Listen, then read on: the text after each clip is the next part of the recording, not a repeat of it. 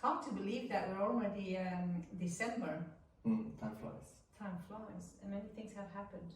Yeah, a lot of things have happened. Yeah, it would be good to have a think about, from a consumer point of view, the changes that we've seen and what we think will possibly continue next year. Any thoughts? Well, I think there's a tendency for sustainability, to make sure that it's worthwhile and it brings value to your life.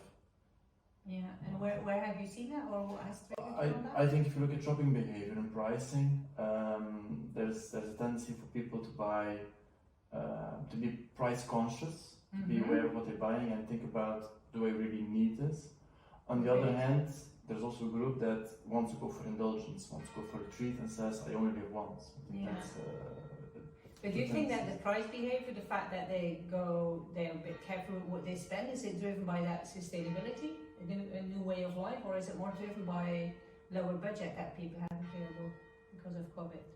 I think very often there are different things that play a role, and that people are more conscious in making decisions on what they buy. And sometimes they buy cheaper stuff, and sometimes they say, like Frederik said, hey, I can spend something on something I really want to enjoy, and then they don't mind spending, but for other things they will be more conscious in price, and which products they do buy and which products they do not buy. Go ahead. There's I think indeed many motivations. Part could be lower budget or be more careful about the future, uncertainty about the jobs, anything. On the other hand, I think economy is pulling up again. So I think a lot of people are life is going on, so I think the budgets should be okay. So it's more about, do I really need this? Because people felt or lifestyle change, I guess. Yeah, more consciousness about different type of making choices, different thinking. I also think that a lot of different motivations can lead to the same behavior. Yeah, correct. I guess you might be thinking of Vinted as an example of where people for instance. That's a very nice example where you can choose to buy cheaper stuff or also very expensive stuff at a cheaper price. It's more sustainable because it's reused, and there you also get a very nice customer experience, I think.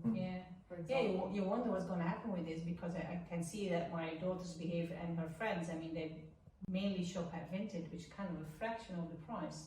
So that must have a big impact on retail. Same for second-hand shops as well, kind of the ones in the store shops. Yeah, but I think it's really about the main shopping, the main retailers. I think the premium ones are still doing okay because you still have people wanting the premium stuff. But I think the basic stuff gets replaced by circular economy and peer-to-peer. We can also rent clothes now, I've seen. So no need for buying anymore. And frequency of change. So you have the experience of every few months, completely new wardrobe. I guess it's kind of all part of the sharing economy. I'm thinking of you not having no car anymore, and the fact that you think, why would we still need a car? There's so many cars already that we can get rid of. At only a fraction of the price as well. At a fraction of the price, so that's where the price comes in, and again, sustainability is part of it as well. And what about e-commerce? I think e-com will keep on growing in the next years. We've seen a huge amount of raise in e-com. And for me, it's something to stay, and we also see that in the numbers when we do some research. E-com has been growing, and it will continue to grow in the coming years. I read a couple of weeks an article about people only buying online anymore. There are people that no longer visit physical shops. They do everything online. And you think that will continue? I think those people will continue. Yes. But there's again different groups, different segments in the market. I think part's going to be still one of the customer experience, the physical shop, but why would you visit a main shopping retailer to buy a t-shirt? What's the experience? What's the worth of it? So I guess that whole consumer segmentation model that we've been using for a long while, I guess that will need to be revisited, given that behavior really has changed quite a bit. Probably we won't go back to the normal as we had it a few years ago, I think. No. I think what we're going to see is a quickening of the evolution we're going to see. So just to speed up. But e-commerce is big, which also makes it harder to track, I think. To track what? To track consumers, how they come to you, how they go from you, how they go about. Well, I think that's where passive metering will come in Yeah. much more than purely asking, what people have done, because they do so many things online. It's so hard to remember all of that. Yeah, but then what did they visit? What did they see offline?